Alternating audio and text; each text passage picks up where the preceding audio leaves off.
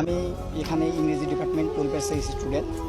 তো আমাদের এখানে যে ঝামেলাটা হয়েছে, এখানে অ্যাকচুয়ালি আমাদের কর্মসূচি ছিল অবস্থান কর্মসূচি। আমাদের উদ্দেশ্য ছিল আমরা মডার্নে গিয়ে অবস্থান করব, কিন্তু আমাদের যে এখানে ছাত্র সংগঠন আছে তারা আমাদের আগেতেই জানিয়ে দিয়েছিল যে অবস্থান ছাত্রলীগ ছিল এখানে।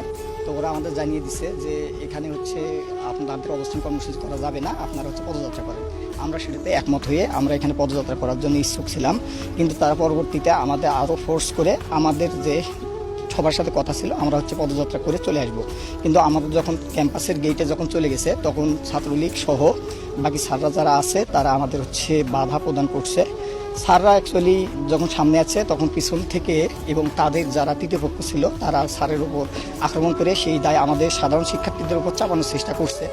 এই রকম যে আন্দোলন থাকে সেই আন্দোলনগুলোতে বরাবরই ছাত্র তৃতীয় পক্ষ ঢুকে এবং সাধারণ শিক্ষার্থীদের উপর দায়